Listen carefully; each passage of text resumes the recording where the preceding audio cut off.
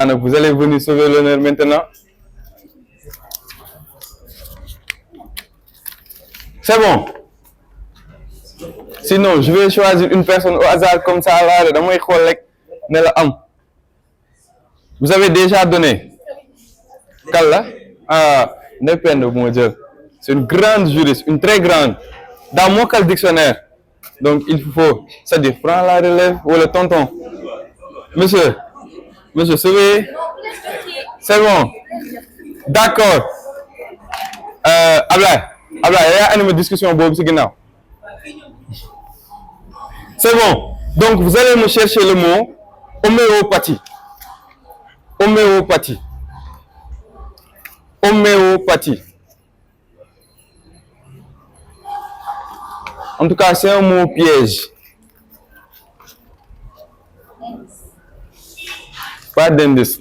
C'est quand même le rek indice là. Après, tu dois prendre le dictionnaire. On a fait bien le mot, il y a la bonne. Tu dois le prendre.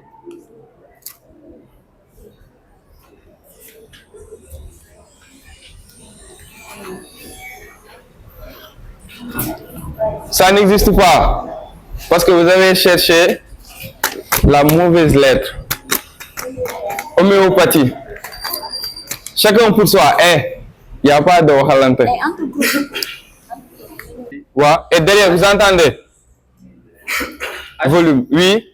H-O. M. Accent aigu. O. P. A. T. H. I. Signification. Un système thérapeutique qui consiste à traiter les malades à l'aide d'agents qui déterminent une affection analogue à celle qu'on veut combattre. Excellent. Un point encore pour vous. Et nous avons vous n'êtes pas content? Oui. Zygomatique. Zygomatique. Zygomatique.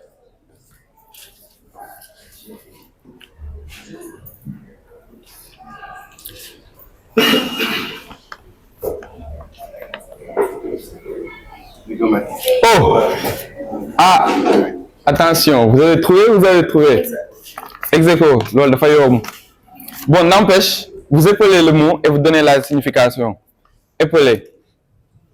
Z, Y, G, O, M, A, T, I, Q, U, E. Signification, maman. Relatif à la promesse. Muscule géométrique. D'accord, excellent. Donc les deux rangées. Le défi revient à qui?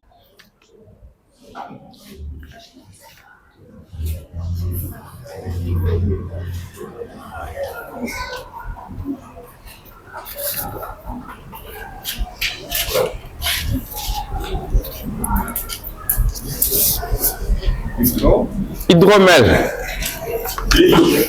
Ah.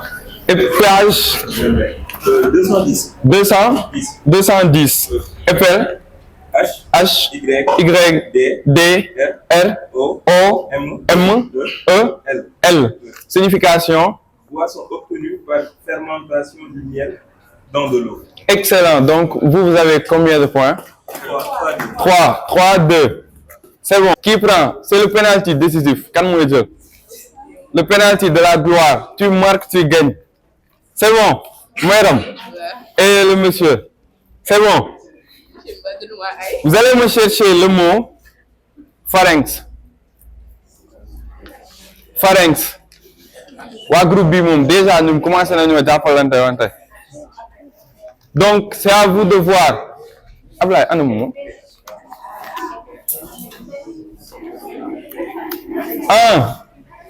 Normalement, c'est chacun pour soi.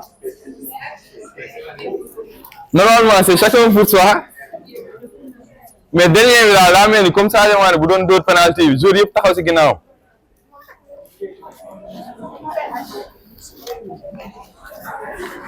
Ana Sadir.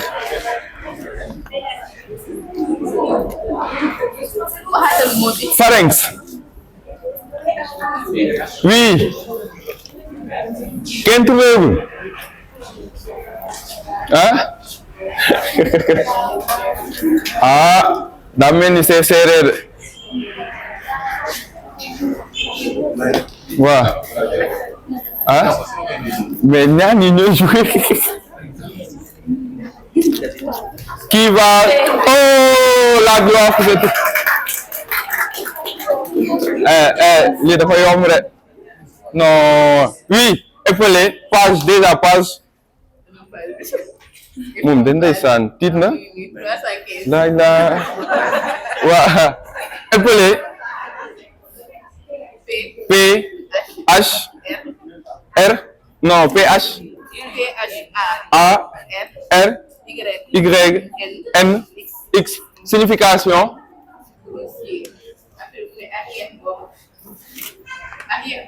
Arrière gauche. Donc c'était ça. Tâche leen seen bopp. Pourquoi lire? Pourquoi lire et comment lire? N'est-ce pas? Chaque jour on lit. Mais est-ce qu'on lit? On prend un livre, on ouvre et on lit. Mais est-ce de la bonne manière? C'est la question à se poser. C'est pourquoi aujourd'hui, nous avons l'honneur d'accueillir un ingénieur en planification et gestion de projet. Je dois faire quoi? Ok. Sur la première place. Et maintenant, il y a un ami, il est ici. C'est un chroniqueur, c'est un slameur, c'est le maître des maîtres. Il est le maître des mots. Mesdames et messieurs, je vous demande d'applaudir Maître Wade.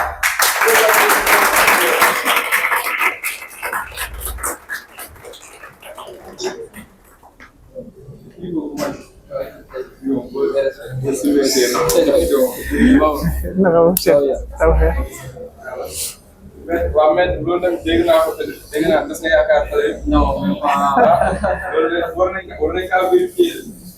Et maintenant, mesdames et messieurs, je vous demande d'accueillir un juriste de formation, un rédacteur dans une compagnie d'assurance et titulaire d'un master en ingénierie financière et fiscale. Donc, on a eu le plaisir de le découvrir lors de la séance du livre Ouméa. Donc, c'est un homme vraiment élégant, éloquent, pertinent. Donc, je vous demande de venir ngeen ñëw root si parce que teenu xam-xam la. Mesdames et messieurs, Daouda Djiba, sous les applaudissements.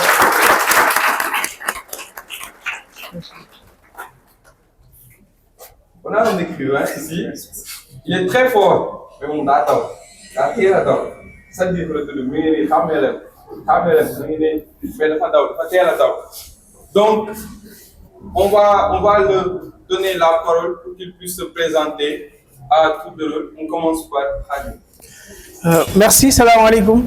Alaikum salam. Je m'appelle Khadim Fall Bamba, comme il l'a présenté, et je suis très content d'être là ce soir. Merci. Salam alaikum tout le monde. Moi, c'est Papa Hassan Wade, plus connu sous le nom de artiste islameur, écrivain, chroniqueur. Merci. Oui, monsieur. Salam alaikum wa rahmatullah.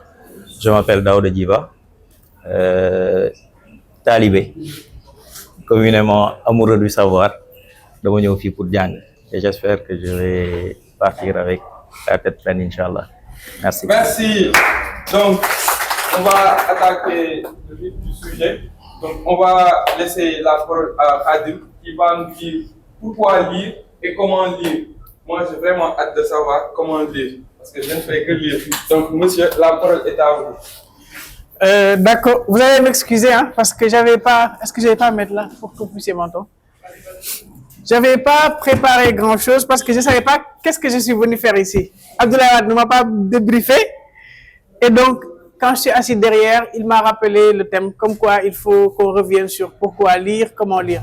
Je pense que chacun d'entre nous a une raison particulière qui fait que cette personne-là lit. Peut-être que je vais juste partager avec vous quelques tips et on va le faire ensemble, comme on ne s'est pas préparé. Donc, j'ai juste pu écrire quelques notes. Mais je pense que quand on tire certaines choses de notre expérience personnelle, ça devient beaucoup plus facile. Donc, aujourd'hui, je vais me présenter comme auteur, comme on est là pour parler de livres. Je suis auteur du livre Les Échos du commun, qui est un roman qui revient sur la vie d'un être qu'on appelle Massamba, un étudiant en faculté de médecine qui a eu une épouse et qui a eu également des problèmes avec son père. Donc, il subissait une violence conjugale à la maison, de même que sa mère, ce qui a un peu déchiré les liens familiaux, les conduisant ou bien le conduisant à avoir plus tard une femme et qui sera violée par son propre père. À la naissance donc du bébé, la grande question qui se pose à la fin du livre, c'est à qui appartient le bébé? Est-ce le bébé du papa ou bien le bébé de Massamba? Donc le livre est triste, mais revient un tout petit peu sur la vie estudiantine, mais également sur le traitement que certains hommes accordent aux femmes qui quelquefois est négatif dans nos foyers. Donc par rapport à la question, pourquoi est-ce qu'on lit? Je pense que vous serez tous d'accord avec moi. La première chose que j'ai notée, c'est qu'on lit pour avoir une ouverture par rapport au monde. Je pense que si on a connu Socrate, Platon, Victor Hugo, j'en passe, c'est parce que des personnes ont lu et nous ont présenté ces hommes-là. N'eût été les livres, on n'allait pas les découvrir. Parce qu'à l'époque même, il n'y avait pas Internet. Et ce n'est que récemment qu'on a commencé à voir des images, mais avant, on n'avait pas la possibilité de voir des images de ces grands hommes. Donc, le fait de lire nous a permis de découvrir ces endroits-là. Aujourd'hui, oui, il y a Internet et si on veut connaître Paris et ce qu'il y a au niveau de Paris, il suffit juste de taper sur Internet. Mais peut-être avant, pour avoir une vue géographique beaucoup plus globale de ces lieux assez symboliques, il fallait notamment ouvrir les livres. Jusqu'à aujourd'hui, il y a de ces villages qui sont très reculés que les médias ne parviennent pas à nous faire découvrir. Mais il faut ouvrir les livres pour s'en apercevoir. Beaucoup d'auteurs, par exemple, en écrivant, essayent de décrire des endroits, que ça soit un village, une commune, la manière de vivre d'une société. Mais ce n'est qu'en ouvrant les livres qu'on ouvre quelquefois le monde. C'est pourquoi certains auteurs vont défendre la théorie selon laquelle lire, c'est voyager partout à travers le monde, sans passeport, sans visa. Donc, vous serez tous d'accord avec moi sur le fait que lire nous permet d'avoir une certaine ouverture vers le reste du monde. Le deuxième point que j'ai noté, c'est lire nous permet d'avoir de la connaissance. Du point de vue académique, lorsque vous êtes en classe de 6e ou que vous soyez en classe de terminale, whatever, peu importe votre niveau d'études, on vous présente toujours un livre au programme. Jusqu'à hier, par exemple, une dame qui aujourd'hui a 3 enfants, je pense, m'a envoyé des livres comme Fables de La Fontaine, Luc le Lièvre, etc. parce qu'elle n'avait jamais appris le français. Quand elle a commencé à apprendre, son professeur lui a suggéré ces livres-là. Elle m'a envoyé sur WhatsApp pour que je regarde ça à la bibliothèque et que je puisse lui donner. Je pense que s'il y en a au niveau, on en a ici, non? Donc je l'achète ici avant de partir, comme ça je vais lui remettre. Ah, on ne va pas? Elle va venir quoi pour lire? Bon, elle est un peu loin, donc je vais passer vers les librairies peut-être pour lui acheter ça. Une façon de dire qu'à chaque niveau d'études, vous avez des livres qu'on vous présente au programme. Ces livres-là viennent pour vous aider à mieux lire, pour vous aider à comprendre le monde, pour vous transmettre une certaine connaissance. Ce que vous faites quand vous ouvrez un livre de mathématiques, c'est la lecture. Ce que vous faites quand vous ouvrez un livre d'histoire, de géographie, j'ai oublié de vous dire que je suis terriblement enrhumé. Donc, il faut que je fasse des pauses. Sinon, tout le monde va souffrir. Il y a le barna. Donc, on est d'accord que parfois on lit pour avoir une certaine connaissance académique. Quand on n'est pas bon en lecture, on ne peut pas être bon en mathématiques. Je le rappelle tout le temps quand je rencontre des gens où on parle de livres parce que vous pensez tout le temps qu'on est que entre littéraires. Il y a des scientifiques ici? Pas beaucoup, hein? Levez la main si vous êtes scientifique. Lui, c'est un ex-scientifique. Moi, je suis scientifique. Je suis scientifique dans l'âme. J'adore les mathématiques. Ça a toujours été ma matière préférée. Ça ne m'a pas empêché d'être bon ou bien d'avoir un certain niveau en français. Donc, j'ai toujours été en S1 avant d'être en S2. J'ai eu mon bac S2. J'ai été orienté à l'université. J'ai fait maths, physique, informatique. J'ai fait économie. J'ai fait que de la science. Mais ça ne m'a pas empêché d'avoir certaines connaissances en lecture. Et je me suis rendu compte que le pourquoi les maths étaient beaucoup plus lisibles pour moi que pour d'autres personnes, c'est la capacité à lire et à comprendre le français. Jusqu'à aujourd'hui, je le dis, quand on a fait notre BFM,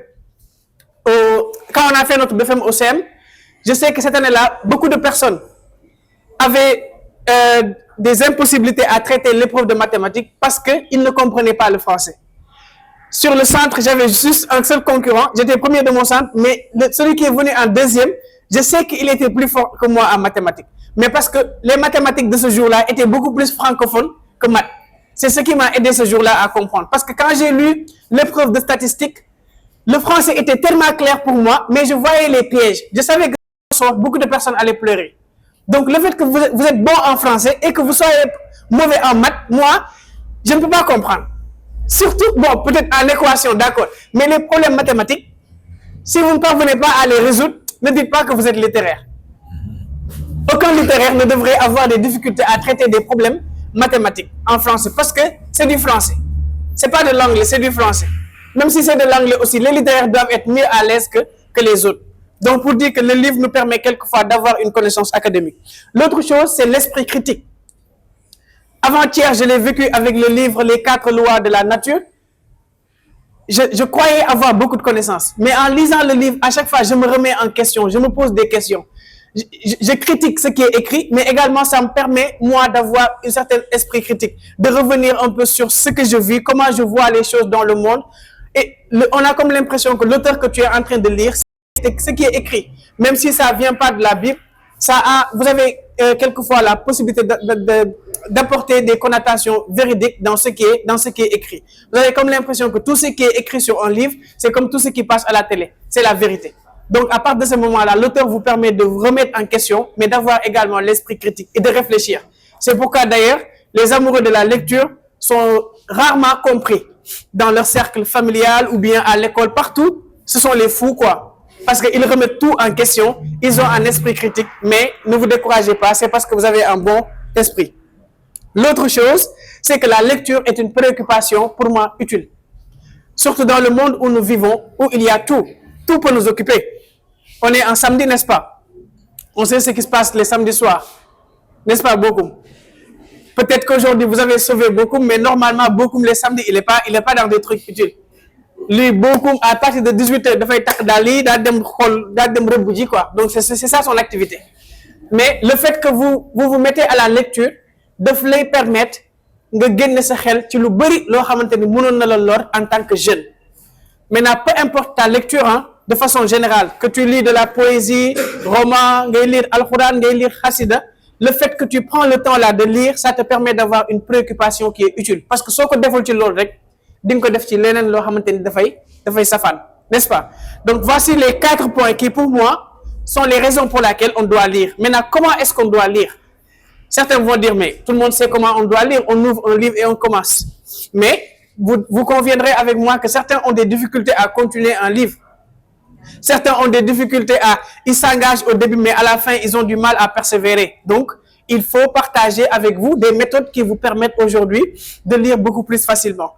Mais je ne vais pas les tirer de la lecture, je vais les tirer de ma vie personnelle. Moi, qu'est-ce que je fais, comment j'ai fait et comment je lis tous les jours. Malgré le temps qu'il nous prend, malgré WhatsApp, malgré les réseaux sociaux, comment on parvient à nous concentrer sur un livre du début à la fin, mais également à lire de façon très utile. Le premier point, c'est qu'il faut faire partie d'un cadre. J'ai toujours fait partie des clubs, que ce soit des clubs de littérature, d'anglais. Moi, j'aimais tous les clubs. Les clubs de la nature, les clubs scientifiques, ou bien les réseaux où les gens se rencontrent, associations des écrivains. Il faut que vous fassiez partie d'un cadre comme celui-ci. Si tous ceux qui sont là aujourd'hui ne font pas partie du club yet, pour moi, c'est le moment d'aller demander au président comment on intègre le club et de venir de façon régulière. Si vous intégrez un daïra, loolu moo lay permettre nga gën a jege sëriñ bi di dem màggal di dem ziar parce qu'il y a le cadre qui t'impose à faire ces activités. Si vous faites partie d'un club de foot, c'est normal. Dimanche, même vous faites comme dimanche, da nga yeewu 7 heures, tak dal yi. C'est normal que quelqu'un te le comprenne, mais parce que toi, tu fais partie d'un cadre qui te booste. Donc, faire partie d'un cadre, c'est essentiel. Vous faites que da nga bëgg lire, da nga naan club de lire, fan la am. Heureusement, vous avez un club de lecture, quelque chose qu'on ne trouve pas tous les jours. Mais damay dem bokk ci cadre. Donc, votre participation à ce cadre-là, c'est la première chose. D'accord, on peut lire sans faire partie d'un cadre, d'accord. Mais c'est parce que vous manquez certainement de motivation, vous manquez d'activité à faire, vous manquez de quelqu'un qui va tenir le bâton pour vous dire que je vous exige à faire tel ou tel, qu'il est impératif ou en tout cas important pour vous de faire partie d'un cadre pour pouvoir lire. On est d'accord? Le deuxième point, c'est quand vous lisez seul, mettez en avant les endroits qui sont isolés. si vous habitez quelque part comme chez moi, ça va être difficile pour vous de vous isoler parce que faut monter toog ci kër gi même ci douche bi day am réunion de famille. Donc partout les gens sont là, personne ne te laisse avec ta tranquillité. On dirait que les gens ils ont même pas envie que tu restes tranquille. Mais même su fekkee benn pokos nga am sa kër muy benn chambre bu ndaw, quand tu lis, il est important d'être dans des endroits isolés. Au pire des cas, nous on avait l'habitude de l'organiser. J'imagine que vous allez le faire aussi dans le cadre du club. C'est d'aller à la plage, c'est d'aller par exemple au lac, on l'appelait le lac, oui, je sais pas. Donc dañ doon dem foofu ñu andi goûter kii andi beignet kii andi chips ñu toog benn 1 heure de temps ku nekk toog ci sa ruq et on lit suñu paree ñu ñibbi parce que moment yooyu noonu on l'a pas. C'est vrai que on ne fait pas grand chose parce qu'on est très jeune amul activité bu ñu mën a mais c'est parce que les choses vont tellement vite qu'on n'a pas ça. Léegi sauf si tu fais partie d'un cadre, deuxième chose, ce cadre-là te permet de trouver des endroits qui sont isolés. Il est important aussi, moi, quand je commence la lecture de quelque chose, damay segg sama café Touba bu baax dem su ma amul xaalis ma dem jël 100 francs jënd sama biscuit dafa sexy quoi, c'est trop nice. Quand tu poses ça à côté nga teg sa café ngay lire di naan en même temps loolu noonu daf si bokk quoi, dafay neexal lecture bi dégg nga nee na waaw kii naan katu café la quoi. Donc loolu tam si la bokk. Beneen bi moom mooy soyez toujours muni de ça, votre bloc-notes. C'est-à-dire que peu importe looy munti lire, il est important nga am sa bloc-notes. Kenn dafay ñëw mu ne la non man soxla ma bloc-notes, sama téléphone am na Pronote, on a tous Pronote, mais rien ne peut remplacer ce papier-là. Moi j'en ai combien, une vingtaine de bloc-notes. fu mënuma dem fenn même su ma andiwul sac dinaa am benn sachet bu ndaw ma dugal si bloc-notes parce que je considère que moo munti dem si àdduna am na lu ndaw loo xamante ni mun naa ko jàng et ça te permet de te concentrer que sur ça et pas sur autre chose. Boo taalee sa téléphone ni da ngay jàng si bloc-notes bi da ngay jékki-jékki sa gel bi message la bébé foo nekk nga daal di bàyyi lecture bi dem cote sa gel bi n'est-ce pas loo ngeen def gars yi baax rek léegi nag pour nga am une concentration maximale da ngay jël sa bloc-notes lan lay der 500. Tu vois, j'ai vu des personnes qui gis nga kii am na bloc-notes li ñu wax yëpp mu ngi koy bind mais am na ñoo xam benn note topp leen te neen dañaa ut si xam-xam si ñoom cote de bien que wàddu moom affaire kii la leen di jàngal affaire en parenthèse xanaa ngeen kii si Daouda jàpp si Daouda mais Wado mi amoo yaakaar si moom kii tamit am na bloc-notes, c'est sexy. Tu vois Alpha am na bloc-notes, Alpha non Mamour baal ma dama la jaawale ak Alpha bu dof xaama xool ñi am bloc-notes. amoo bloc-notes yow am nga bloc-notes nice kii am na wax naa bi baaxul man am naa ko gars yi baax yi amuñu bloc-notes kii moom bibliothèque la amoo bloc-notes. J'aime pas les applications ne léegi am naa application si sama ñaari téléphone yëpp am na mais damay mettre en avant tout le temps le bloc-notes parce que li ngay bind ak léegi da ngeen ko seetlu dañu dem ba ñun ñëpp kenn mënatul bind bu rafet. Yéen a ngi fàttaliku bu ñu nekkee au CEM dañ daan jël suñu temps di bind yi rafet mais léegi man sax sama bind yi dafa ñaaw damay bind comme benn médecin buy jaxase parce que tout simplement on n'a plus le temps, on passe tout notre temps à écrire sur les claviers ak suñu téléphone. bu ñu jëloon benn feuille di commencer bind dañuy dem ba si ak ñu commencer tayel parce que les claviers bi sax moo gën a gaaw mën nañ jëmm sax di bind alors que léegi amatuñ nga xam moom mooy bloc-notes. Léegi bloc-notes dafa baax par rapport ak soo nekkee di livre tout le temps c'est sur le comment lire. Beneen bi moom mooy on est à l'ère des réseaux sociaux tous les jours da ngeen di poster sur statut su Paris di jouer su Sénégal di jouer kuy munti jouer à chaque fois vous mettez vos réactions à chaud. Man aussi j'aime quand je lis en même temps dama koy partager en statut comme par exemple yenn saa yi ma lire benn partie bu neex ma bànneexu si mais dama koy nayee garder sax pour man donc damay defaat la lecture je fais ça en mode vocal ou je partage en statut di nga gis kenn ku la ni mais le livre là ça parle de quoi etc. et ça va t'inciter à davantage continuer la lecture. Donc am leen cette habitude là quand vous lisez ngeen di poster waale en même temps sur statut ce que vous lisez. C'est comme si da ngay jàngal sa cerveau bi muy répéter la connaissance que tu as accumulée dans le livre et donc ça va rester finalement dans ta tête. Soo jàngee benn citation bu bees au-delà de bind ko sa feuille partager ko un peu sur les réseaux wala booy poster sa prochaine vidéo wala sa prochain snap au lieu ngay bind comme les filles naan xale bu jongoma baa ngi nii defal benn citation boo xam yaa ngi ko jëlee woon si benn livre su ko defee non seulement tu es belle mais en même temps tu es intelligente du noonu te gars yooyu dañ kaa bëgg beneen bi moom mooy organiser parfois des challenges lecture. Moi je le fais chaque mois de Ramadan damay organiser challenge lecture donc je partage juste sur WhatsApp pour leur dire que challenge bi commencé na après les gars ils s'inscrivent on ouvre un groupe WhatsApp ñu commencé on dit ok dañuy lire Mariama Ba Pendant tout le mois de Ramadan Mariama Ba bi la ñuy lire saa yu ma xëyee qu'est-ce que je fais? Je partage avec vous comme ça da ngeen ko mun def yéen aussi su ma xëyee dama leen naan on va lire de la page 1 à la page 20 ma bala maam Cheikh boo ko woon ok mais da nga doon daw ok nice damay envoyer de la page 1 à la page 20 à tout le monde day fekk nag avant soit am nga livre bi en version papier wala ma envoyer ñëpp la version PDF léegi tu as toute la journée pour lire le livre yaa xam da ngay daxaale koor ak livre bi quoi bu la neexee nga xëy suba nga teel ko lire wala nga lire ko 17h mais en tout cas bu ñu ndogoo ba pare automatiquement damay envoyer un test benn quiz boo xam man maa ko doon defar sur internet donc je t'envoie soo liirul 20 pages yi mënoo trouver les réponses parce que si sama lecture 20 pages yi laay jëlee les questions quel est le mot qui commence le mot qui commence le livre quand est-ce que le personnage disait tel quel est le personnage qui a fait tel pendant de 1 à 20 ma envoyé que c'est sur 20 points léegi je balance dans le groupe ku nekk da ngay def soo defee automatiquement tu as tes points nga capturer nga dugalaat ci groupe bi am nañ beneen membre boo xam moom mooy récupérer tous les points def ko sur Excel on met les points après on enlève bu ñu paree ñu ne suba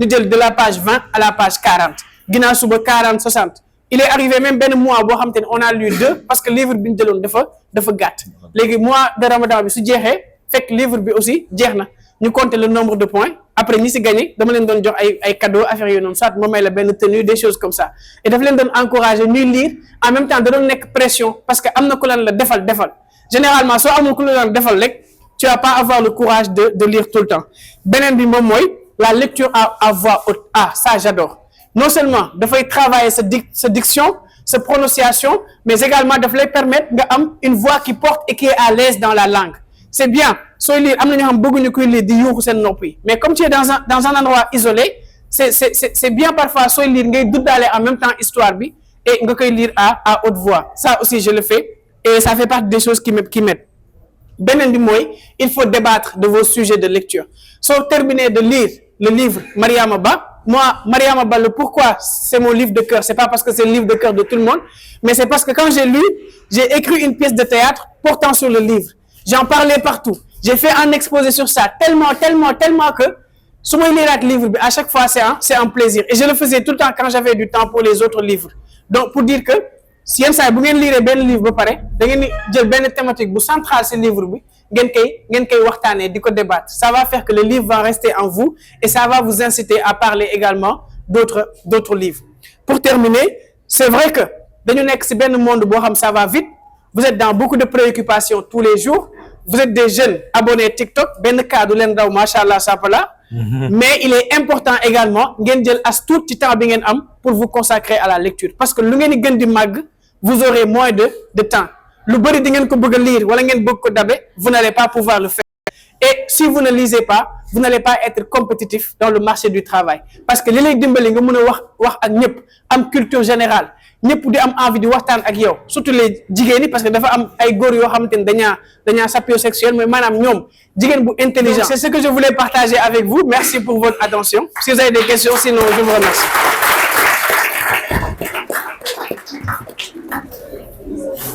Ma mère, je n'ai point de mère.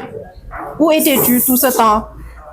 Où étais-tu toutes ces fois où je marchais, seule, dans le froid, pieds nus, livrée à moi-même? Où étais-tu quand je risquais ma vie dans les rues de Dakar, où à certaines heures on flirte invraisemblablement avec le danger? Où étais-tu toutes ces nuits quand je me réveillais apeurée, cherchant dans mon imaginaire le réconfort des bras d'une mère, rétorqua le jeune Alamine. Merci. À ces propos, ils éclatèrent de rire avant qu'Alamine reprenne. Cette femme s'appelle Jamila et c'est une djinn. Elle te voit comme une rivale et pense que c'est à cause de toi que ses artifices ne marchent pas sur moi. Sa jalousie, l'année menée à artifice ne marche pas sur moi. Sa jalousie l'a mené à mettre son grand-père sur ma piste. Ce dernier n'a jamais voulu de moi. Il a essayé d'attenter à ma vie avant ma naissance. En vain. Il a ensuite ordonné ma mère de se débarrasser de ses grosses et pour être sûr que je ne viendrai pas au monde. Il l'a exilée sur une île de djinns paria et mauvaise. Je dois te protéger de Jamila, mais aussi de mon grand-père. Je ne me suis pas laissé aller. Très cher, le coupa aliment d'un ton très ironique. Ma grand-mère m'a lavé et m'a donné des aliments pour me protéger. Petit. Ils éclatèrent à nouveau de rire. Alamine se rejoignit dans sa logique et lui fit comprendre l'importance de la traduction de notre quotidien. Il lui conta son séjour et sa rencontre avec ses ancêtres du coin, ce qui était autorisé à l'être. Tout allait pour l'assurer quand Alamine se tut net et lui demanda à nouveau: comment s'appelait ta mère? As-tu dit? Elle s'appelait Sarouba. Pourquoi? Elle porte la même nom que la sœur de mon père et sans me tromper. Elle vit toujours à Dakar. Serait-il possible que nous soyons parents? Cette question laissa planter un silence assez pesant, perturbé par la sonnerie de l'entrée. Merci. Salam alaikum wa rahmatullah. J'espère que vous allez bien. J'ai pas regretté d'être là pour une simple cause. J'apprends énormément de vous. Seigne Karim a fait un exposé éloquent sur pourquoi lire et comment lire. Je pense que toutes les personnes qui ont survolé cet ouvrage-là peuvent répondre à la question pourquoi lire. Naina l'a rappelé tout à l'heure. Lire, c'est comme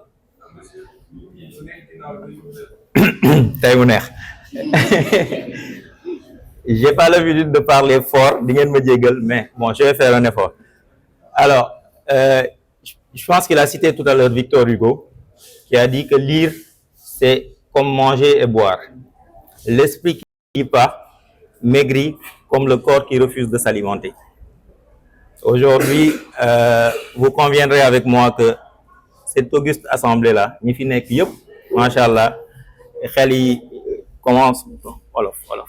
Machallah, xel yi fees na del parce que vous lisez. Donc lire, c'est comme le sportif, le basketteur qui s'entraîne chaque jour à mettre des paniers. Au final, il devient bon comme Steph Curry. Pour ne pas m'égarer, je vais revenir à Destin antinomique. Destin antinomique met en relation des questions essentielles. La première, c'est la quête d'identité.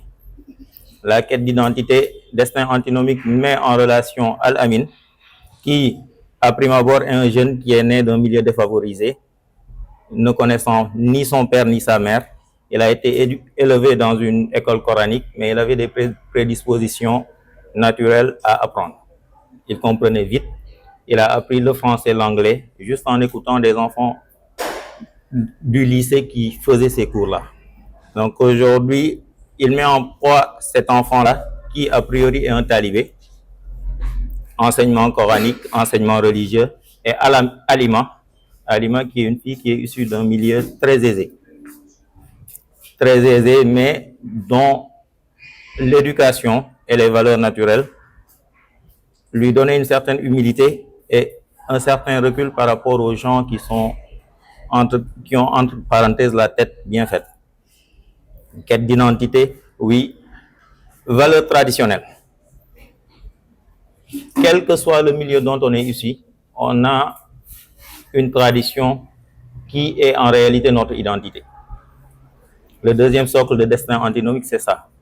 Orienter les gens vers les traditions, leurs traditions, parce que aujourd'hui, à la base, avant l'avènement des religions révélées, on avait nos valeurs, nos traditions, et certaines de ces valeurs-là recoupées avec nos enseignements coraniques ou nos croyances religieuses actuelles. Donc, le deuxième socle de Destin antinomique, c'est la tradition.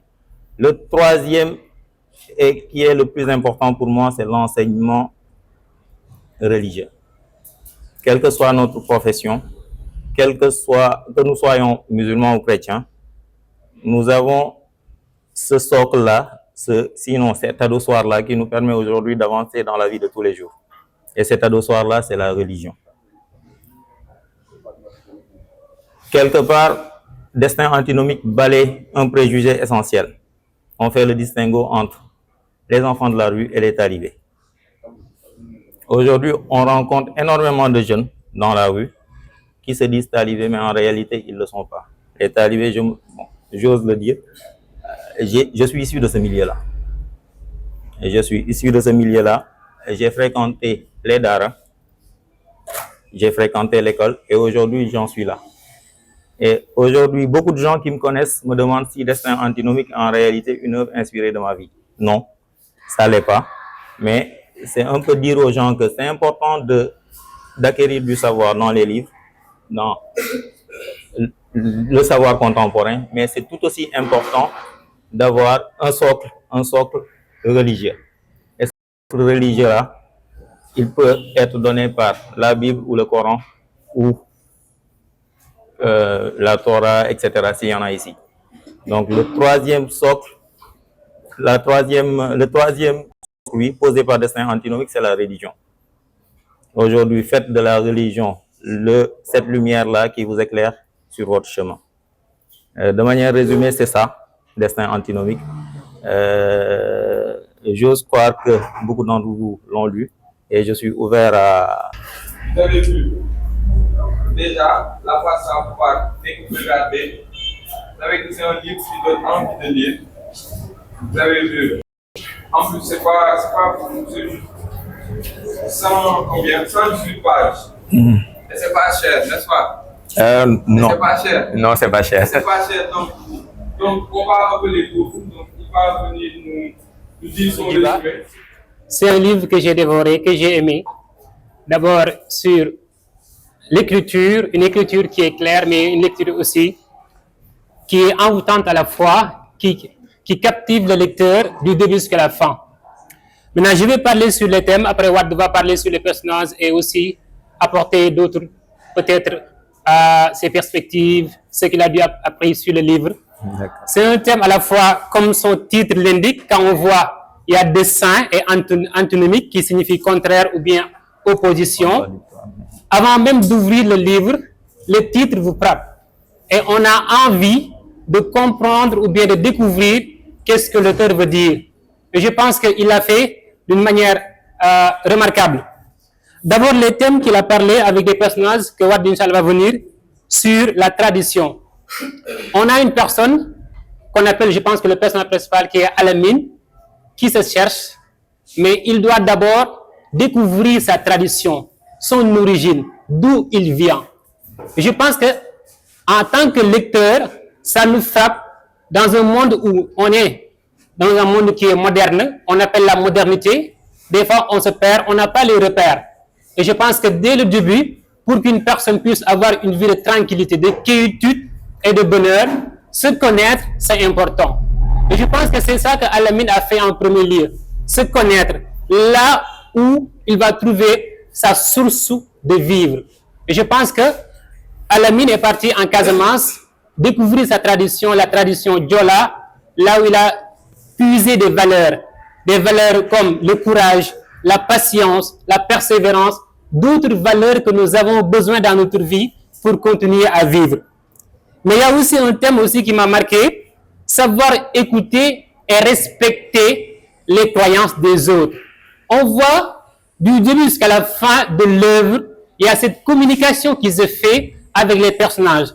On le sent parce que chaque personnage a son ton, a une tonalité qui lui différencie. Quand Al-Amin parle, on sait que c'est Al-Amin.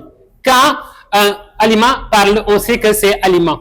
Parce que le narrateur a dû avoir la capacité et l'ingéniosité de donner ça à chaque personnage. Et la communication, je pense que c'est important. Dans un monde où il n'y a que du brouillard, on n'écoute plus. On est dans cette précipitation de pouvoir dire ce qu'on a envie de dire sans pour autant donner l'occasion à l'autre de parler. Et je pense que Al-Amin, à travers ce livre-là, on le sait. Mais il y a l'autre aussi, un autre thème qui m'a marqué, c'est l'amour. L'amour avec ses différentes facettes, ou bien avec ses différents types selon l'auteur, des amours possibles, des amours qui deviennent à la fin interdits ou bien impossibles avec Alamine et Alima parce que ce sont des cousins germains. Dans la tradition Diola, on n'aime pas ces gens de couple-là. Et on voit aussi, il y a un amour qui pourrait être un amour merveilleux, idyllique, Alamine et Jamila. Mais j'ai oublié de vous dire quelque chose qui m'a marqué. Dans ce livre-là, Alamine, le personnage principal, il est mi-djinné et mi-humain. Qu'est-ce que cela veut dire? Son père est un humain, mais sa mère est une djinne. Est-ce que vous voyez? Là-bas, le dessin d'abord, c'est antonymique. Un amour qu'on disait que c'est impossible, parce que Bourama, c'est l'humain, c'est le père d'Alamine. Il aimait Yasmina. Et sa famille lui disait que tu peux épouser Yasmina, oui, parce qu'on est d'accord avec toi. Tu es sage et on sait que l'amour n'a pas d'âge ou bien n'a pas de culture, mais encore n'a pas d'espèce. Mais le problème, c'était avec Yasmina. Son père n'était pas d'accord que sa fille, son père n'était pas d'accord que sa fille Yasmina épouse Bounama. Et c'est ça où vient le déclic. C'est ça je pense, pour moi, c'est là où vient le titre, pour moi, dessin antinomique. Une djinne qui va se marier avec un être humain. Mais on imagine quel couple ça sera. Oui, c'est ça qui est intéressant dès le début qu'on lit cette œuvre-là. Mais on voit que Yasmina a bravé les embûches, les obstacles pour épouser l'homme qu'il aimait. Cet amour-là, je pense que c'est Wonderful qui est développé par l'auteur. Mais il y a l'autre amour aussi, un amour qui est muette au début, qui était silencieux, qui n'était pas parlé, c'est avec Alima et Khadijatou. Au début, Alima voyait Khadijatou au puits chaque jour, mais ils ne se discutaient pas, ils ne se parlaient pas, mais ils se regardaient. Un regard d'amour, vous le savez les gars, ou bien les filles. Et c'est ça qui est wonderful. Cet amour-là aussi va développer par l'auteur. Et je vais terminer par d'autres points qui est développé aussi par l'auteur parce qu'il y a beaucoup de thèmes. Il y a aussi la lecture, l'amour de la lecture. Et on le voit avec Bounama, le père de Alamine, qui est, dès son tendre enfance, il aimait les livres, dévorait les livres. Et ça lui a valu la sagesse de pouvoir être accepté dans le cercle de sa famille et d'être admiré. Et je pense que ça, c'est important, comme on le disait dès le début avec Khadim. Pourquoi lire et comment lire? Que la lecture peut devenir, ou bien est un moyen de nous rendre sages, de nous polir, de nous façonner en tant qu'humains. Ça aussi, on le voit dans le livre. Et je vais terminer avec un thème qui est important, qui est l'amitié. On le voit dans une si longue lettre. Et aussi, ici, on le voit dans dessin antonymique. Là où Mariam disait dans une si longue lettre, l'amitié a ses grandeurs qui est inconnue de l'amour. Mais ici, il y a une preuve, il y a une preuve qui est donnée par l'auteur. Il y a Chérif qui est l'ami d'Alamine. Alamine, j'ai oublié de vous dire que c'était un oncle d'Ara. Il n'a pas eu la chance comme nous de fréquenter l'école. Mais il avait un ami qui l'aidait à apprendre le français et l'anglais. Et on voit aussi cette amitié-là l'a aidé à pouvoir s'insérer ou bien à pouvoir adhérer rapidement dans la société. Il y a beaucoup de thèmes qui est développé et on ne pourrait pas le finir aujourd'hui, mais on dit à Daoud Djiba, pourquoi pas d'autres livres qui vont suivre, parce que dessin antonymique, on sait qu'il y a l'amour à la fin qui va triompher, mais on veut savoir la finalité de Asaya, le père, on veut le savoir, mais on veut savoir aussi la succulence et la pertinence des autres personnages, peut-être qu'on n'a pas eu la chance de les connaître en profondeur. Merci Daoud Djiba pour cette œuvre. Merci. Je demandais, parce que il était censé faire une lecture thématique et il a fait une lecture globale. Merci beaucoup en tout cas. Je pense que en l'écoutant, il m'a un peu emporté avec les explications qu'il faisait de ce livre Destin antinomique. Ça fait bientôt, je crois, 2 mois comme ça que je traîne avec le livre. Je l'ai lu 2 fois. Et la première lecture, elle était saccadée, je lisais, j'arrêtais. La deuxième, je l'avais fait parce qu'il fallait préparer peut-être quelque chose pour que si vous venez au moins, que l'on puisse vous livrer nos ressentis par rapport à ce texte. Sinon, merci vraiment Daouda pour la gentillesse. Je tiens à le dire devant tous les membres du club. Lorsqu'on lui a dit qu'on souhaitait l'inviter, il nous a donné des ouvrages gratuitement qui ont été livrés ici. Et je pense que c'est à partir de cela que beaucoup de membres ont eu la possibilité de le lire. Donc, merci encore infiniment. Merci, Maître Wade, d'être là. Lui aussi, il a publié récemment, Coupable ou pas, j'ai purgé. Je pense qu'on aura le temps, Inch'Allah, d'y revenir beaucoup plus amplement. Merci, Bachir. Merci également à tout le monde d'être avec nous ce soir. Donc, la raison pour laquelle je demandais à Bokoum ce que j'allais dire, c'est que, à un moment, si je me sens un peu perdu, je ne sais pas si je vais devoir répéter textuellement tout ce qu'il a dit, ou si je vais juste essayer en tout cas de livrer mon point de vue. Je pense que c'est un livre qu'il nous faut tous lire. Parce que honnêtement, c'est un livre qui va réconcilier beaucoup de personnes avec l'idée de finir un livre, ce livre-là. Pourquoi je dis que ça réconcilie avec l'idée de finir un livre? C'est que quand on commence, juste à partir du chapitre 2, on commence maintenant à sentir ce qui va se passer, c'est-à-dire qu'il va nous inviter dans des mondes que nous ne connaissons pas forcément, ou en tout cas que nous n'aurions pas connus, s'il n'y avait pas eu des auteurs comme Daouda qui savent transcrire l'imaginaire et le réel, n'est-ce pas, dans un même cercle. Alors pourquoi je dis également que ça peut nous réconcilier avec l'idée de lire et de finir un livre? C'est parce que c'est une histoire qui concerne, comme on peut le voir dans l'affiche comme ça, comme on peut le voir dans la couverture, qui concerne des djinns et des hommes. Donc c'est à la fois dans le monde naturel et surnaturel, et ça donne à ce roman un pouvoir extraordinaire dans ce sens où ça nous permet de voyager en même temps. Et en commençant à lire, on peut vite penser au Coran, je pense avec Suratul Djinn, là où on parle beaucoup des djinns et des choses qu'ils font, et où Dieu raconte surtout le fait que lorsqu'ils ont entendu parler du Coran, les djinns ont commencé à se faire passer l'information, se disant qu'on a entendu un Coran, et en le qualifiant, ils avaient dit Yahdi ila rushdi, n'est-ce pas, fa amanna bih. Donc ça va guider vers la droiture. Nous, on croit en ce Coran-là.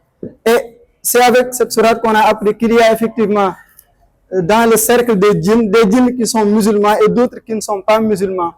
Et Daouda aura l'audace, n'est-ce pas, de nous présenter ici des djinns. Moi, je me posais des questions par rapport à la nature de ces djinns-là. Il va donner des noms un peu particuliers, mais on verra qu'il va respecter cette possibilité qui est de donner aux djinns, n'est-ce pas, une croyance, qu'ils soient musulmans ou pas. Mais globalement, destin antinomique, déjà pour moi, le couple qui forme ce titre, destin antinomique, est déjà antinomique, parce que destin avec S, antinomique, naturellement, adjectif épithète qui prend S, on peut vite s'imaginer de quel type de destin est-ce qu'il s'agit. Et beaucoup aura raison lorsqu'il dit qu'il s'agit effectivement de quelqu'un qui, par l'ingéniosité de Daouda et son talent littéraire, est issu, n'est-ce pas, d'une mère qui est djinn et d'un père qui est humain. Il s'agit donc de Al-Amin, qui est le personnage principal, un personnage extrêmement dense et je pense également qui habite carrément ce livre, qui l'habite et qui, à travers sa trajectoire, donne différentes, n'est-ce pas, facettes en tout cas des trajectoires humaines. C'est-à-dire qu'on le verra enfant, mais également on le verra adulte, ou en tout cas en âge de se marier. Et c'est ce qui montre que c'est une trajectoire qui est assez utopique, puisqu'il s'agit de quelqu'un qui ne savait pas en réalité beaucoup de choses de sa naissance, qui a grandi dans un dara, qui a appris, et selon ses termes, il a dit qu'il n'est pas bien né. Il n'est pas bien né selon justement les normes sociales contemporaines. C'était un enfant talibé. D'ailleurs, on le surnommait le cracheur. Et c'était quelqu'un également qui se distinguait par une intelligence extraordinaire. En présentant tout à l'heure, l'auteur lui-même l'a dit. Il parlait anglais, il se débrouillait avec le français grâce à son ami Chérif. Et tout cela montre que voilà un personnage qui est destiné à être extrêmement important, mais très dense également tout au long de ce livre.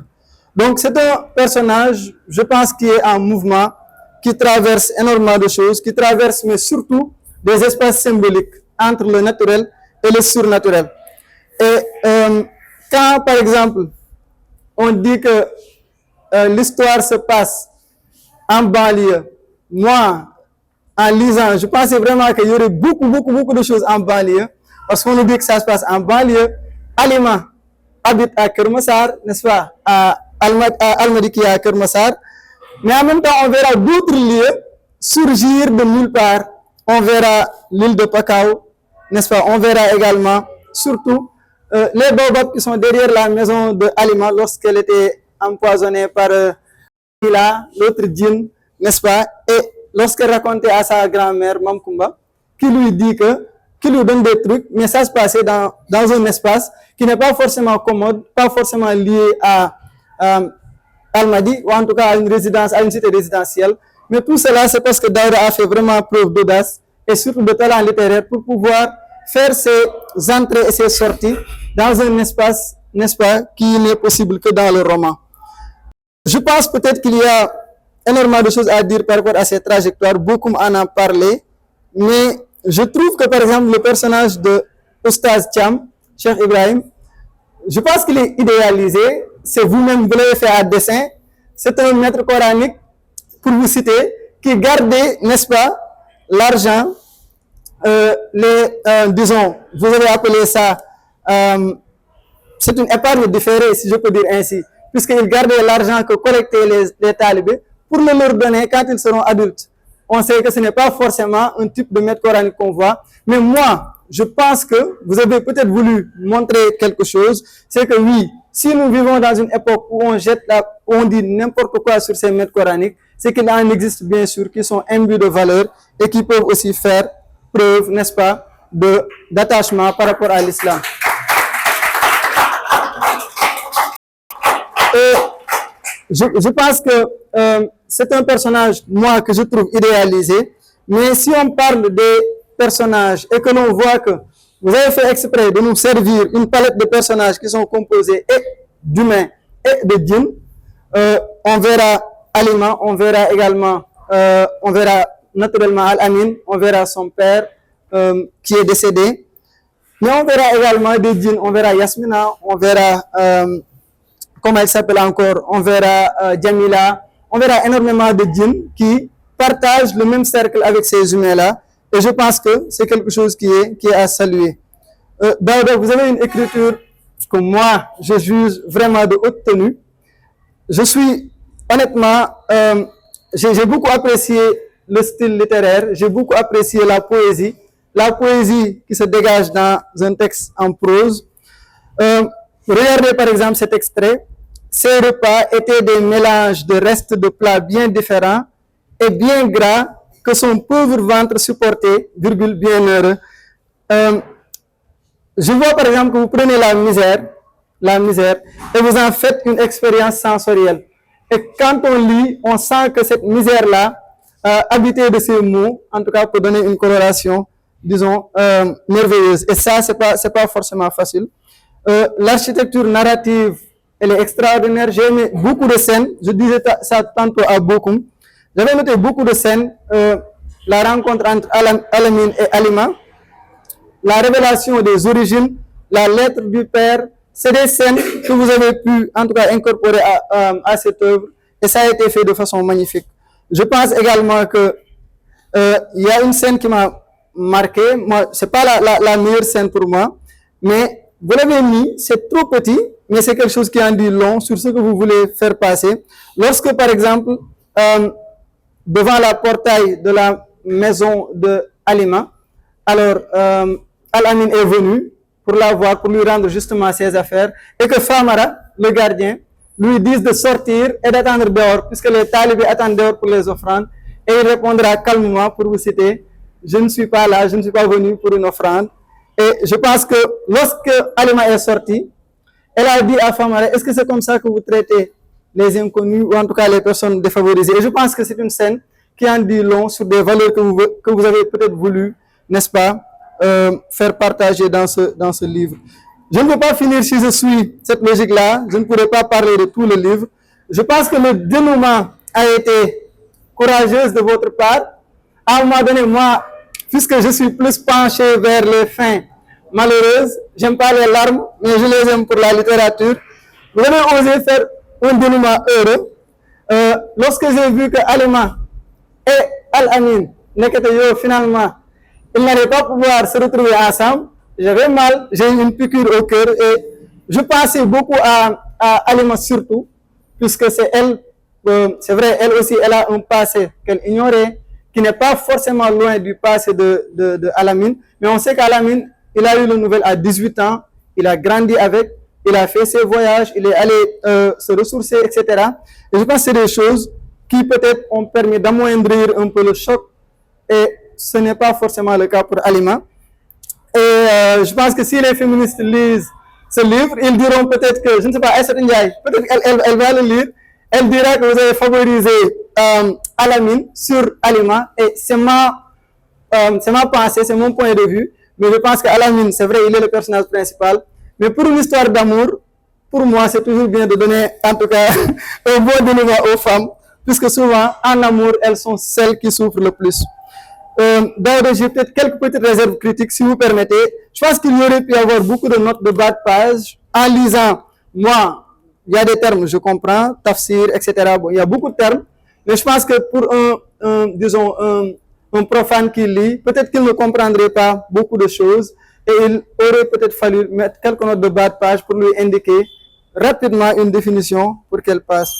Alors, j'ai noté une toute légère incohérence. C'est par rapport à une mosquée et à la prière à domicile. Bon, à un moment donné, on raconte que, alors en se réveillant, comment il s'appelle encore, Al-Amin est parti faire sa prière à la mosquée et en même temps, il est revenu et il a fait la prière également avec l'imam, Oustaz Thiam et ses condisciples au niveau du Dara. Je vous indiquerai la page. Je pense que c'est soit moi qui ai mal compris ou en tout cas, c'est une légère incohérence. Sinon, il y a aussi un passage que je n'ai pas aimé du tout, qui est discutable, c'est lorsque vous avez décrit la maison de Halima, il y a eu des images de Baye Niass et de Serigne Touba qui sont affichées, et vous avez fait un commentaire, je ne sais pas si c'est exprès ou pas, concernant peut-être ceux qui sont affiliés à Maulana Cheikh Ibrahim Niass et Cheikh Ahmadou Bamba. Alors, soit ils sont dans la connaissance ou dans le fanatisme.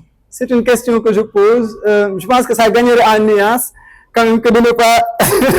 En tout cas, je sais que les Mourides ne sont pas fanatiques, les Niassènes aussi ne le sont pas. Donc, j'aimerais bien avoir en tout cas, votre perspective par rapport à cela. Mais merci beaucoup. Je pense que globalement, c'est un livre que j'ai beaucoup aimé. Ça m'a fait penser naturellement à 100 ans de solitude. 100 ans de solitude, un magnifique roman également. Et je me disais que peut-être que vous l'avez lu et que vous avez également voulu faire, parce que c'était publié en 1967. 1967, 2024, 2025, c'est un écart, c'est tout un temps. J'aimerais également savoir, par rapport à 100 ans de solitude, d'où vous est venue l'inspiration. Vous en avez parlé tout à l'heure, vous avez dit que c'est parce que vous voulez qu'on aille nous ressourcer dans nos origines, mais d'où est venue l'inspiration de parler et de djinn et d'humain dans ce même livre? Sinon, merci beaucoup, Daouda. Je pense que c'est un texte très ambitieux et vous avez montré que vous avez une autorité narrative. C'est vous qui tenez le bâton, qui nous dirigez comme vous aviez voulu. Vous avez également montré une sensibilité sociale. Beaucoup en a parlé. Il y a beaucoup de thématiques que vous avez évoquées. Vous avez également fait dialoguer la croyance, la banlieue, les pratiques animistes, les pratiques religieuses. Tout ça, je pense que c'est quelque chose qui est extrêmement important. Et donc, pour votre intrigue, pour les destins, pour la construction, pour la fatalité et pour tout ce qu'il y a, n'est-ce pas, comme destin, n'est-ce pas, antinomique dans ce livre, je vous dis merci beaucoup. Thank you. Merci, Ablaye. Donc, lui aussi.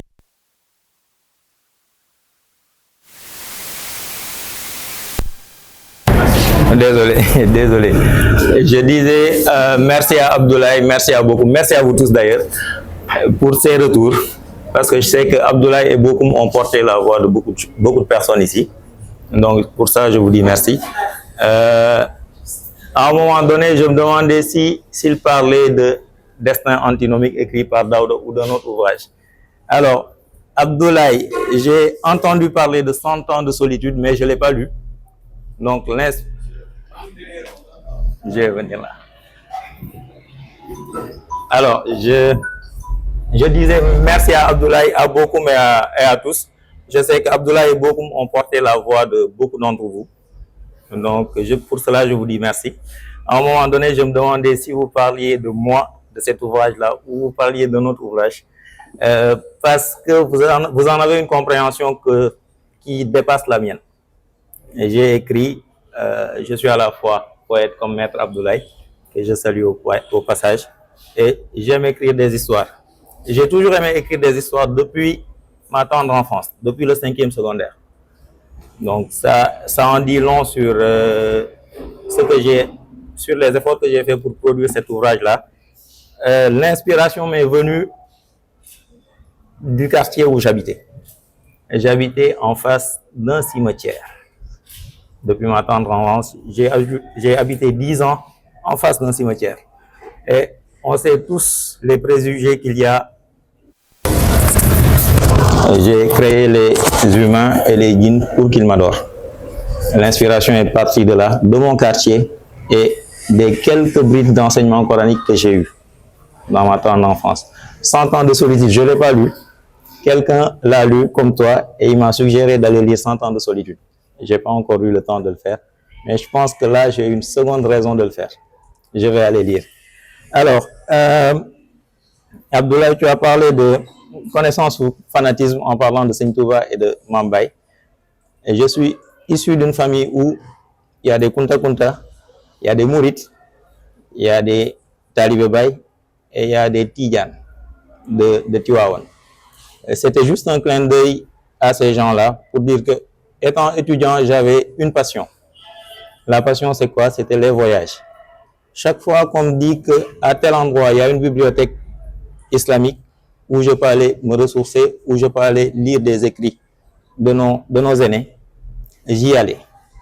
Juste pour te dire que je suis et à la fois Tidjane, et à la fois Mouride, et à la fois Talibé Baye, et à la fois Kunta Kunta.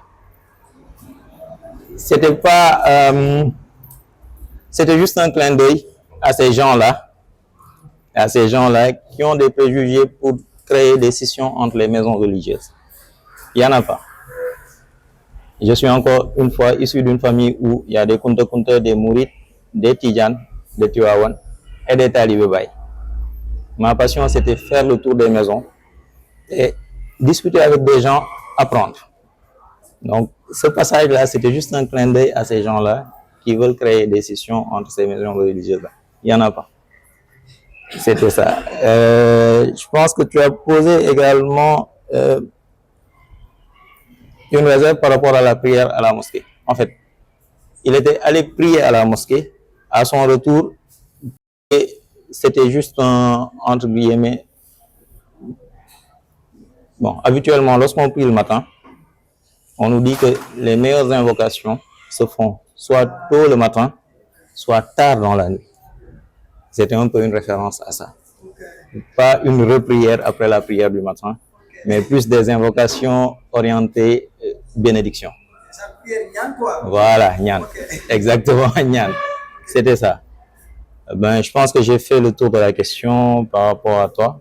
Merci encore une fois pour la pertinence de tes retours. J'ai aimé être là à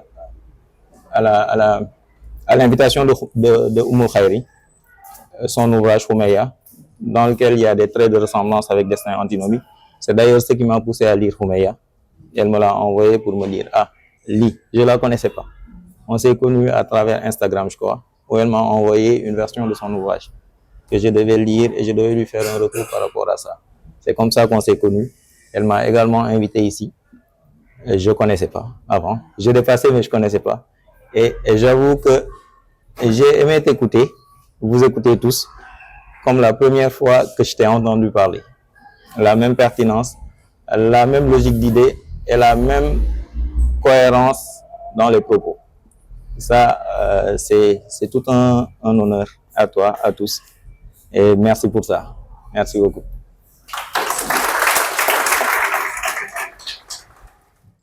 C'est la vie, ma thérapie. C'est la vie, ma thérapie. Mesdames, messieurs, vous savez, je l'ai accueilli à cœur ouvert, je l'ai accueilli à bras ouverts. Je l'ai accueilli car c'est mon univers. J'étais sur terre quand il me donnait cet air. Parfumé de bonheur, raison de mes vers lire. C'est rêver les yeux ouverts. Mon livre me délivre de la douleur. Mon livre de bonheur, je suis ivre de ses couleurs. Quand on me dit de lire, c'est s'ouvrir. C'est une vérité absolue, réalité. Et une qui doit être connue car lire, c'est ma passion. Au-delà de ma passion, ma compassion. Quand je parle de lire, je ressens ces frissons, cette sensation. Car le livre, c'est mon attention. Je perds le plus quand les vigiles, l'intention. Le temps de lire. Tout comme le temps d'aimer, il a le temps de vivre. Cette merveille nous donne des cœurs vus. Nous donne envie de poursuivre cette vie. Nous rappelle le genre de vie, c'est ce qu'on appelle la belle vie, vous voyez. Lire, c'est comme boire est magique. L'esprit qui ne lit pas, mais comme le corps qui n'en marche pas. Découvrons cette alliance pour le cerveau. Une véritable importance qui vaut de l'ignorance à la connaissance. Oublions l'arrogance, faisons preuve de patience car la lecture, c'est ma conscience lire. C'est ce qui avec le pensée au-delà de nos attentes de faire rêver. Réalisant pour voyager, la terre entière, la galaxie entière, le monde entier sans bouger. J'ai dit chaque moment. Pour nous faire déconnecter de l'espace et sortir d'un moment privilégié. Pour l'importance de lire. Lire, c'est sourire. Mais relire, c'est découvrir. Même dans le délire, on peut se découvrir. Raison de plus. Je ne veux non seulement pas lire des livres, mais je veux me glisser sur les pages du livre.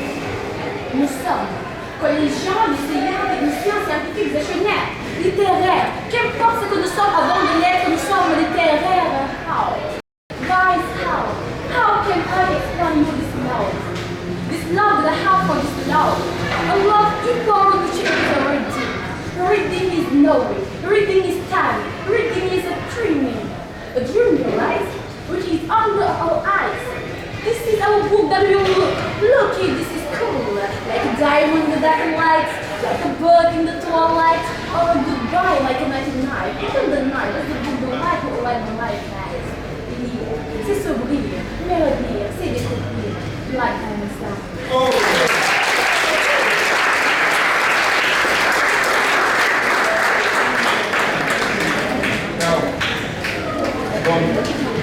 Maintenant, on sait tous l'importance de la lecture, n'est-ce pas? N'est-ce pas? Maintenant, je vais voir Paul.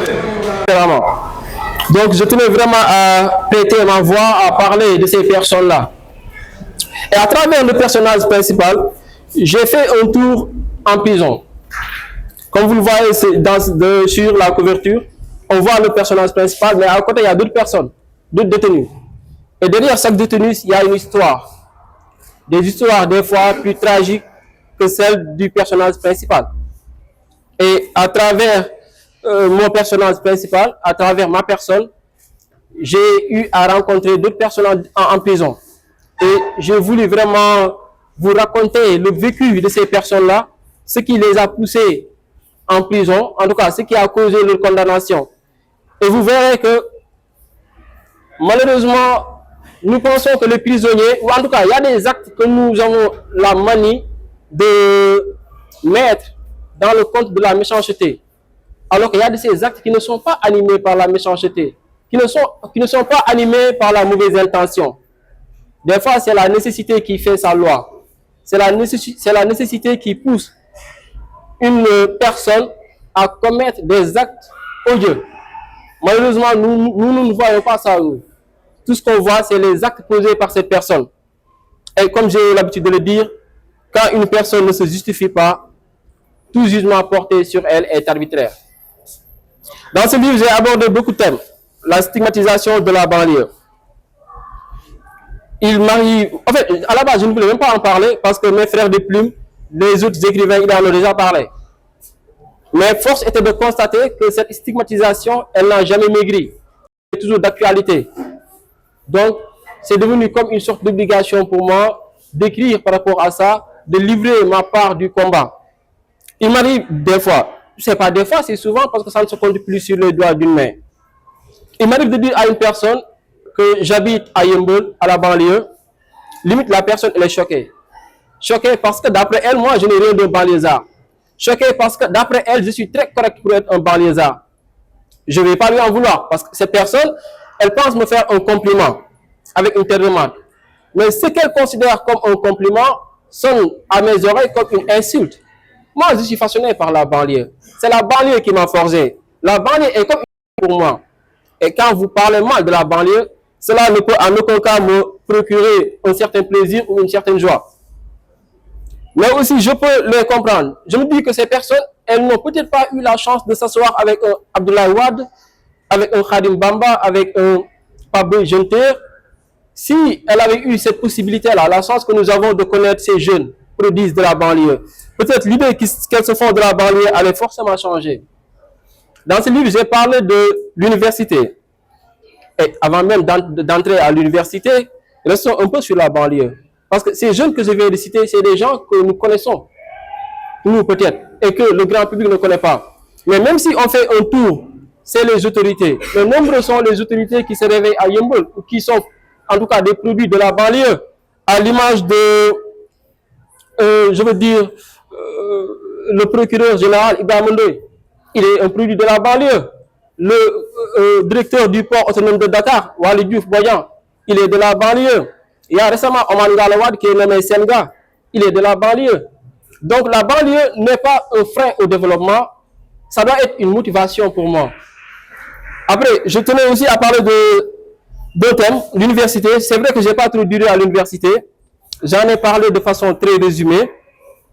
J'ai aussi parlé de la vie carcérale, de la prison, de nos vécus, nos ressentis. Une personne m'a dit si j'ai une fois fait la prison, parce que j'en ai parlé de façon très détaillée. Heureusement pour moi, je n'ai jamais fait la prison. Malheureusement, certains de mes amis ont confronté à la prison ou en tout cas été condamnés très tôt. Et puisque dans nos débats, on ne portait pas de gants, on avait cette possibilité-là de parler de tout sans tabou.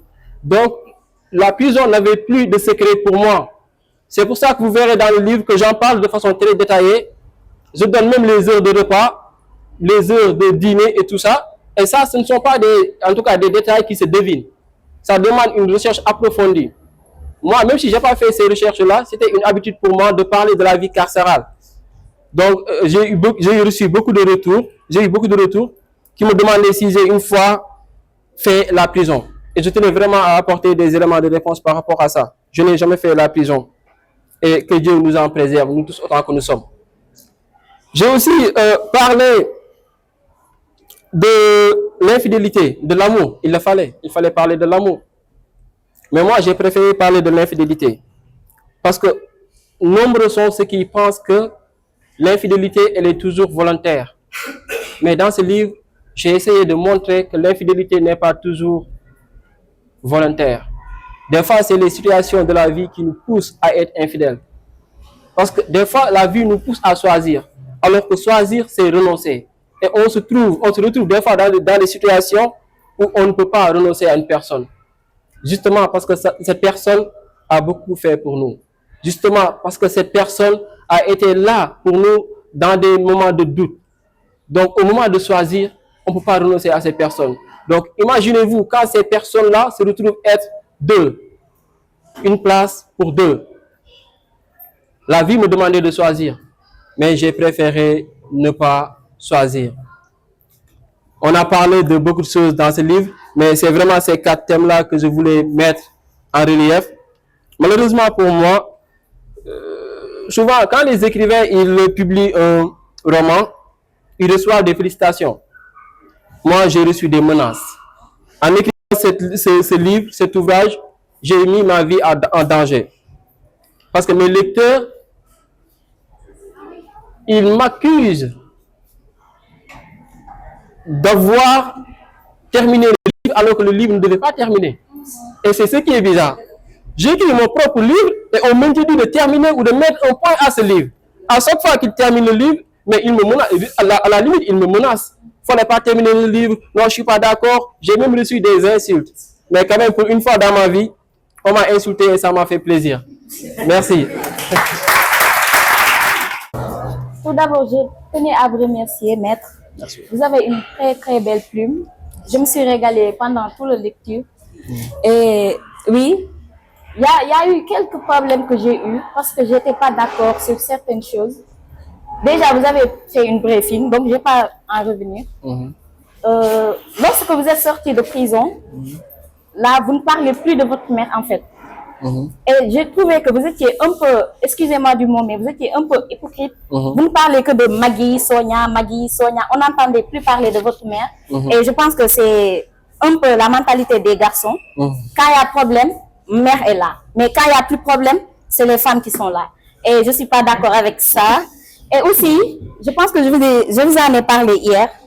Quand vous étiez au tribunal, je pense que moi, élève en classe de première, je vous aurais mieux défendu au tribunal que votre avocat. Excusez-moi. Aussi, sur le temps, je pense qu'avec la page blanche, tu as un exemplaire. Pardonnez-moi.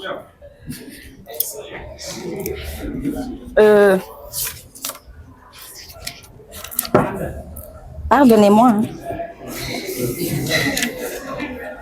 Bon, pour lui, maître, voici la fin. C'est ici la fin.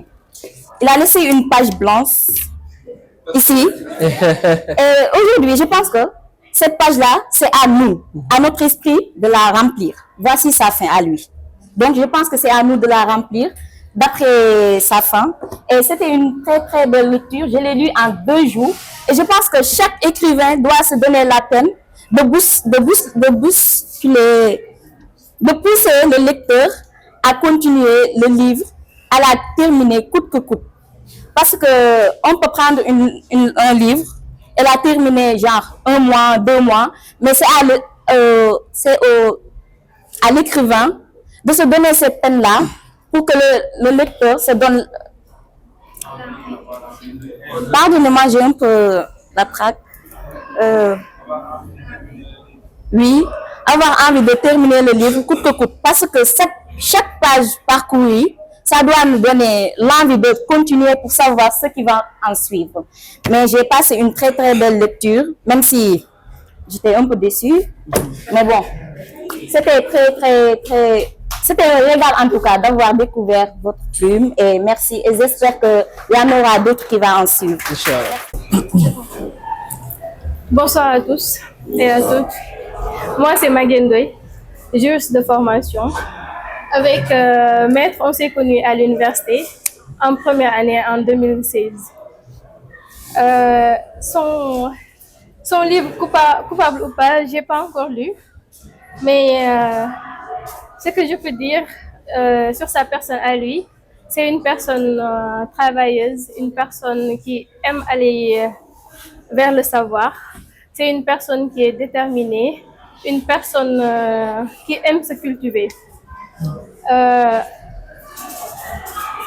Le livre Coupable ou pas, j'ai purgé.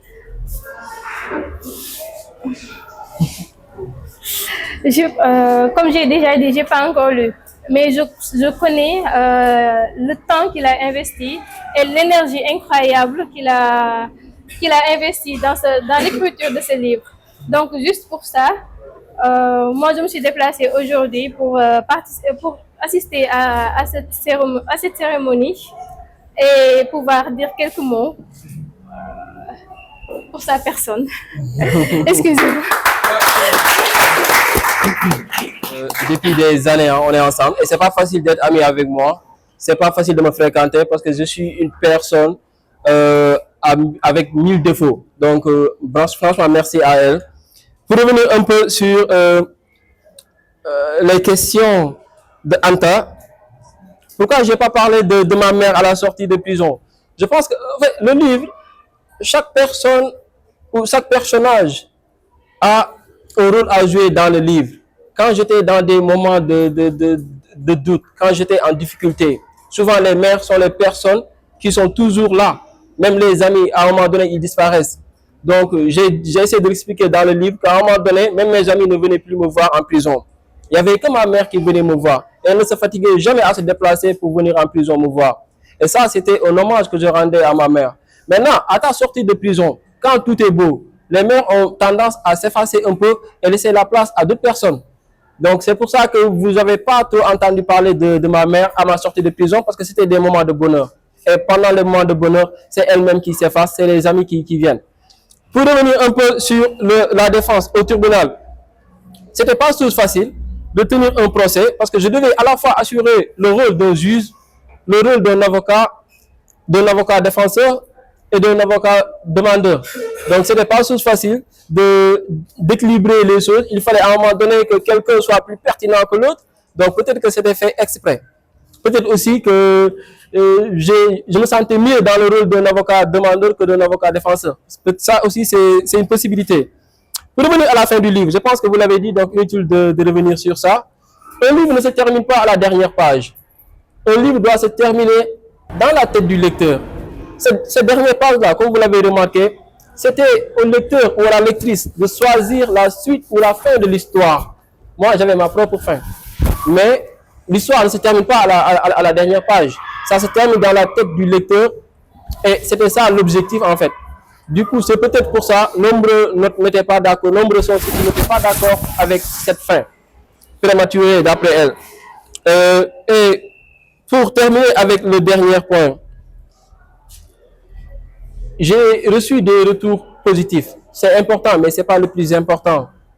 Ce qui m'a plus marqué après la publication du roman, c'est quand une personne m'envoie un message pour me dire « J'ai terminé le livre à 2 h du matin, j'ai terminé le livre à 3 h du matin, à 4 h du matin. Vous l'avez terminé à 1 h et quelques. » En cette période de grand froid, les gens se lancent facilement dans les bras de Morphée. Donc, savoir tenir une personne éveillée en cette période de grand froid, c'est déjà quelque chose. Ça m'a fait beaucoup plaisir. Le retour, ça peut être positif, c'est très positif. Mais ce qui m'a le plus marqué, c'est de savoir que les gens, j'ai su par ma plume, tenir certaines personnes éveillées jusqu'à certaines heures de la nuit. Après, ça aussi, ça m'a fait plaisir. Mais ce qui m'a le plus marqué, c'est la réaction des gens après la lecture de ce livre. Les gens qui sont venus m'agresser. Parce qu'au bureau, j'ai eu des collègues qui, sans même frapper à ma porte, à mon bureau, elles entrent directement pour dire ces personnes-là, pour m'agresser. Non, je ne suis pas d'accord. Le livre ne doit pas se terminer ainsi. Max ne doit pas souffrir, etc., etc., etc. Le fait de ne pas être d'accord, c'est bien. Mais le plus important, c'est en fait l'impact que la lecture ou que le livre a eu sur ces personnes-là. Et je pense que c'est le rêve de tout écrivain que leur livre ne laisse pas la personne indifférente après la lecture. Maintenant, qu'elle soit d'accord ou pas, ça c'est une autre question. Parce que ce livre reste quand même une œuvre d'art. Et d'habitude, les œuvres d'art ne font jamais une unanimité. Et c'est ça qui fait la beauté de l'art. C'est ça qui fait la beauté de la littérature. Merci. Merci. Donc, c'est